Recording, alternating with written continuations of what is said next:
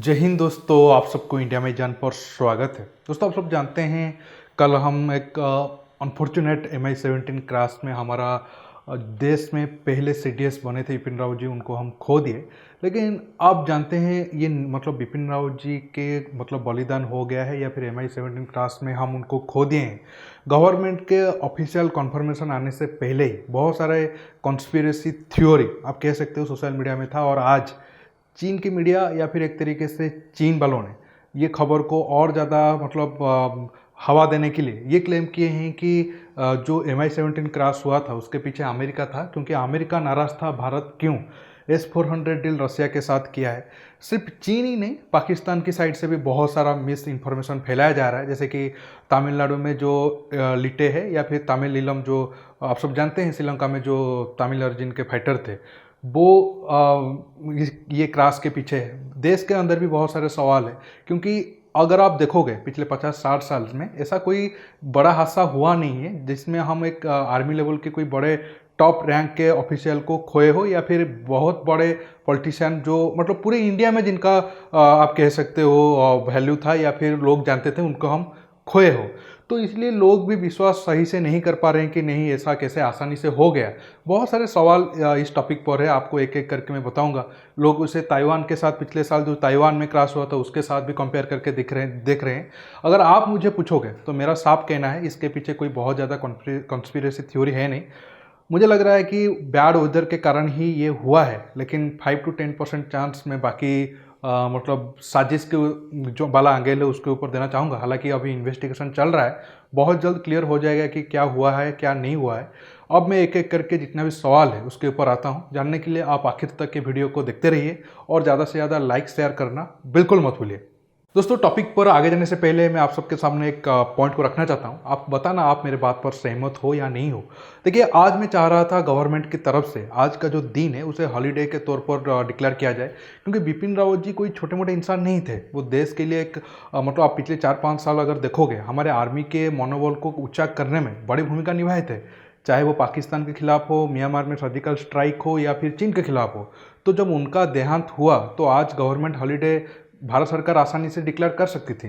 जब हम जो हमारे टॉप पॉलिटिकल लीडर हैं उनके डेथ पर हम गवर्नमेंट हॉलीडे डिक्लेयर कर सकते हैं, तो आर्मी के जो टॉप लीडरशिप है और वो सर्विंग जनरल है और देश के पहले CDS भी है, तो उनके लिए ऐसा करना कोई बड़ी बात नहीं था। लेकिन पता नहीं गवर्नमेंट इस पर ऐसा क्यों नहीं सोचा, मैं काफ़ी हैरान हूँ। तो आप नीचे कमेंट बॉक्स में जरूर कमेंट करके बताइएगा। अब मैं आता हूँ अमेरिका के तरफ या फिर अमेरिका वाला एंगल के ऊपर जो चीन वाले क्लेम किए हैं। देखिए, इसके पीछे आप सिंपल सा अगर रीजन देखोगे तो चीन तो हर कोशिश करेगा ताकि वो भारत और अमेरिका के बीच दूरियां लाए और जो प्रॉब्लम क्रिएट कर पाए। हालांकि अगर आप ये 10-12 साल की हिस्ट्री मतलब पीछे जाओगे, 2010 से पहले या फिर शुरुआत के टाइम में देखोगे, अमेरिका के कारण हमारे बहुत सारे टॉप पॉलिटिशियन या फिर इम्पोर्टेंट लोग हम खोए हैं। CIA और पाकिस्तान के साथ ISI के साथ मिलकर हमारे बहुत सारे न्यूक्लियर साइंटिस्टों का जान भी गया है। इसरो के टॉप साइंटिस्टों को हम जेल भी भिजवाए हैं। आप जानते हैं नंबी नारायण जी का केस तो जानते हैं। लेकिन मुझे नहीं लग रहा है अब जो चाइना वाला एक थ्योरी फैलाने की कोशिश कर रहे हैं, नहीं S-400 डील के कारण ऐसा हुआ और ये क्रैश के पीछे अमेरिका ही है, क्योंकि अगर ऐसा अमेरिका करेगा तो उसे कोई बहुत ज़्यादा फायदा होगा नहीं। तब का भारत और आज के भारत में बहुत ज़्यादा फर्क है। अब अमेरिका ऐसा अगर करना भी हो, मतलब आप अगर सोचें कि हाँ अमेरिका क्या है तो मोटिव उसका क्या होगा, तो एक तरीके से वो भारत को धमकाने की कोशिश की है। देखो, अगर तुम मेरे बात को नहीं मानोगे तो तुम्हारा टॉप लीडरशिप, मिलिट्री लीडरशिप को हम ऐसे क्रैश के जरिए मतलब मार देंगे या फिर उन्हें ख़त्म कर देंगे। लेकिन ऐसा मैसेज अगर अमेरिका पास करके वो भारत को अपने पास तो नहीं ला सकता है, वो भारत को और दूर भेजेगा, तो इससे अमेरिका को ही ज़्यादा नुकसान होगा। हाँ, ऐसा नहीं है कि भारत अब अगर S-400 डील किया तो अमेरिका आसानी से भारत को ऐसे ही डील करने देगा। अमेरिका जरूर भारत के ऊपर बहुत सारे स्ट्रॉन्ग स्टेप लेगा, लेकिन वो एक अलग डिप्लोमेटिक स्टेप होगा। ऐसा स्टेप अब अमेरिका अफोर्ड नहीं कर पाएगा और ऐसा होगा भी नहीं जो मुझे लग रहा है, क्योंकि ऐसा करने से अमेरिका को, जैसे मैंने कहा, बहुत ज़्यादा फायदा होगा नहीं। तो फिर अब ज़्यादा चर्चा हो रहा है हाँ इसके पीछे चाइना हो सकता है। चाइना की बात इसलिए उठ रहा है क्योंकि आप सब जानते हैं पिछले साल ही 2020 जनवरी महीने में ही जब कोरोना शुरू हुआ था और चाइना में बहुत ज़्यादा कोरोना की केसेस था, तब ताइवान के साथ भी चाइना का संबंध खराब होना शुरू हो गया था बहुत ज़्यादा। जो ताइवान के चीफ ऑफ मिलिट्री आप कह सकते हो, उनका भी हेलीकॉप्टर क्रैश हुआ था और उसमें उनके मिलिट्री मतलब चीफ ऑफ मिलिट्री के साथ साथ 7 के करीब और बाकी ताइवान के आर्मी ऑफिसर जो कुछ टॉप लेवल के ऑफिसर थे उनका भी जान गया था। तो इसी साल भारत के साथ भी वही हुआ। अब आप जानते हैं पिछले 1-1.5 साल से भारत और चीन के बीच से कितना संबंध खराब है, और आप एक तरीके से कह सकते हो हमारे देश के अंदर हमारे गवर्नमेंट हमेशा दुश्मन देश बोलते हैं या फिर मतलब इनडायरेक्टली चाइना का नाम लिया जाता है। कभी भी हमारे राजनाथ सिंह हो, मोदी जी हो या फिर गृहमंत्री, चलो गृहमंत्री का तो कोई इसमें कोई रोल नहीं होता है, फॉरेन मिनिस्टर का आप नाम ले लो, कोई खुलकर चाइना का नाम नहीं बोलते हैं। लेकिन बिपिन रावत जी खुलकर 2-3 बार चाइना का नाम लिया था, और कल तो उनका देहांत हुआ, अगर उसके ठीक आप एक दिन पहले उनका बयान सुनोगे तो वो कहा था कि बायोलॉजिकल वार आगे आने वाले टाइम में बहुत ज़्यादा बढ़ने वाला है और इससे भारत को बहुत ज़्यादा सतर्क रहने की ज़रूरत है। तो एक तरीके से वो चीन की तरफ इशारा करके ही बोल रहे थे, और चीन की मीडिया भी जब वो बोले थे कि नहीं, चीन आगे आने वाले टाइम में भारत का सबसे बड़ा दुश्मन होगा और भारत को उस हिसाब से तैयारी करना होगा, तो चीन की मीडिया भी इसको बहुत ज़्यादा एतराज़ जताया था। तो एक तरीके से आप कह सकते हो चीन के खिलाफ वो हमारे पोस्टर बॉय थे या फिर हमारी वॉइस थे, भारत का वॉइस थे। तो लोग सोच रहे हैं कि नहीं, चीन भी ऐसा कर सकता है कि हाँ वो उनके हेलीकॉप्टर को क्रैश कर दे। देखिए, ऐसा होना भी मुमकिन नहीं है। अगर वो अरुणाचल प्रदेश में होते, लद्दाख में होते, कोई बॉर्डर वाले स्टेट में होते तो हम सोच सकते थे हाँ चलो कुछ इलेक्ट्रॉनिक वारफेयर के जरिए या फिर कुछ बाकी जो सिस्टम आया है उसके जरिए वो ऐसा हो सकता है। वो तमिलनाडु में थे और तमिलनाडु में चीन का कोई किसी भी ओपन के जरिए आप ऐसा नहीं कर सकते हो। अगर हम कुछ सेकंड के लिए मान लेते हैं कि हाँ ऐसा हुआ है, तो इसके लिए आर्मी के जो लोग हैं उनके हाथ के बिना या फिर एयरफोर्स के जो लोग हैं उनके हैंड इसके पीछे ना होकर आप ऐसा नहीं कर पाओगे। ऐसा होना बिल्कुल नामुमकिन सा बात है। इसलिए मैं कह रहा हूँ ये जो हुआ है ये नेचुरल हुआ है, वो बैड वेदर के कारण ही हुआ है। अब पाकिस्तान की तरफ से भी बहुत ज़्यादा झूठ फैलाया जा रहा है। एक ही उनका पॉइंट ज़्यादा वो अपने मीडिया से लेकर बकवास कर रहे हैं। हालांकि पाकिस्तान के जो टॉप जो उनके पॉलिटिकल लीडर है या फिर मिलिट्री लीडरशिप है उनके तरफ से कोई तो बयान आया नहीं है, लेकिन उनके जो प्रोपेगेंडा विंग है वो अपने काम पर लगे हुए हैं। वो उनका कहना है कि तमिलनाडु में बहुत सारा इंसर्जेंसी चल रहा है, तो इसी वजह से जंगल से वो एक मैनपोर्ट मतलब मिसाइल फायर करके वो हेलीकॉप्टर को गिरा दिए। वो बिल्कुल बकवास है। कल भी इसी टाइप का एक वीडियो वायरल हो रहा था कि हवा में ही वो हेलीकॉप्टर में आग लग गया था। वो बिल्कुल फेक वीडियो है, वो सीरिया का वीडियो है।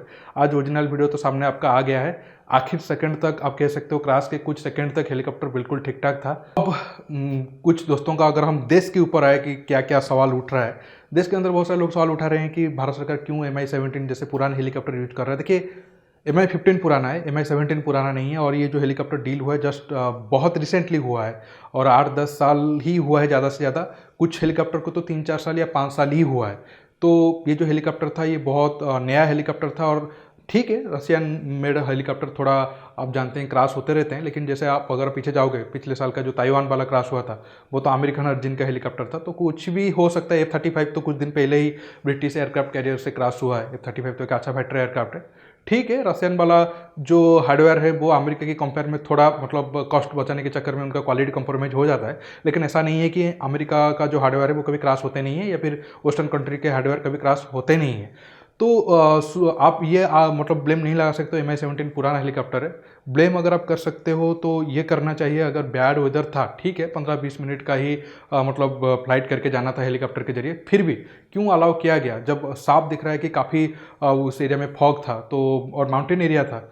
ठीक है, MI-17 दिन रात किसी भी हाई अल्टीट्यूड हो, किसी भी हार्ड वेदर में काम करने के लिए बना हुआ है, लेकिन फिर भी हमें ऐसे सिचुएशन को अवॉइड करना चाहिए। उम्मीद है आगे मतलब ये एक बहुत बड़ा लॉस होने के बाद आगे कुछ रूल आए, क्योंकि अगर आप पिछले 40-50 साल देखोगे, जब मोरारजी देसाई प्राइम मिनिस्टर थे तब उनका प्लेन क्रैश हुआ था, लेकिन लकीली वो बच गए, लेकिन उनके साथ जो भी को पायलट और आर्मी के लोग थे उनका डेथ हो गया था। इसके बाद 1960 में भी कश्मीर में 2 हमारे बड़े जनरल थे, वो एक ही हेलीकॉप्टर में जा रहे थे, वो क्रैश हो गया था, उनका मौत हो गया था। इसके बाद वो ये रूल बनाया गया कभी भी 2 जनरल या फिर 2 बड़े बड़े पोस्ट के आर्मी के ऑफिसर कभी भी एक साथ एक गाड़ी या फिर एक ही हेलीकॉप्टर में ट्रैवल नहीं करेंगे, ताकि अगर कभी अनफॉर्चुनेट इंसिडेंट हो तो कम से कम एक की जान बचा रहे। हालांकि मैं तमिलनाडु के ऊपर आता हूं, जो वो क्लेम कर रहे थे कि नहीं तमिल इलम वाले कर रहे हैं, ऐसा भी बिल्कुल नहीं है। आज आप वीडियो देख पा रहे होंगे तमिलनाडु के लोग कैसे, जब एम्बुलेंस में पार्थिव शरीर को दिल्ली लाया जा रहा था तो कैसे वो सड़क के किनारे खड़े होकर काफ़ी,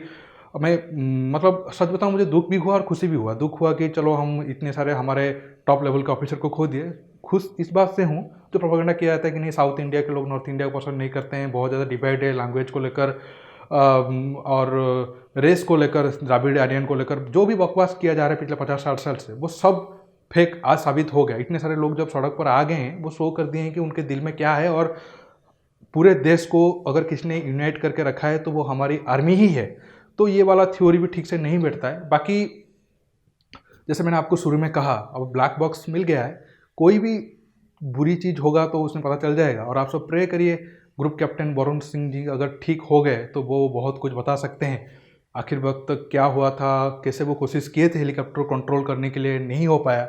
बाकी जो भी थ्योरी आ रहा है आप उस पर ज़्यादा ध्यान मत दीजिए। बाकी जो भी गवर्नमेंट रिपोर्ट आएगा उसके बाद हम बात करते हैं। लेकिन मुझे लग रहा है कि ये एक अनफॉर्चुनेट मतलब आप कह सकते हो दुर्घटना हुआ, जो नहीं होना चाहिए था। बैड वेदर के कारण ही हुआ। हेलीकॉप्टर में टेक्निकल फेल्योर वो लग रहा है कि शायद उसका चांस कम हो। बाकी इसके पीछे कोई बहुत बड़ा हाथ मुझे नहीं लग रहा है। दोस्तों आज के टॉपिक में बस इतना ही।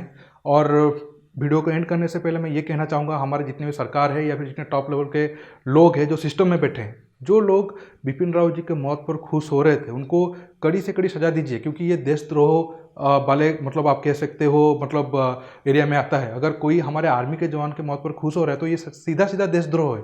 क्योंकि वो कोई पॉलिटिकल लीडर नहीं थे। हाँ, आप बीजेपी सपोर्टर हो तो वो कांग्रेस लीडर थे तो आप उनके मौत पर खुश हो सकते हो, या फिर आप कांग्रेस मतलब बीजेपी में हो तो कांग्रेस वाले, तो जो भी हो, मैं पॉलिटिकल बातें नहीं करना चाहता हूँ। लेकिन कोई अगर आर्मी के ऊपर ऐसा मतलब खुश हो रहा है तो वो देश के रहने लायक नहीं है। आप जितना हार्ड सजा हो सकता है उनके लिए आप दीजिए, ताकि ऐसे गद्दार फिर से कल पैदा ना हो पाए। दोस्तों रुकता हूँ, बहुत जल्द और एक नया टॉपिक के साथ मिलूंगा। नमस्कार, जय हिंद।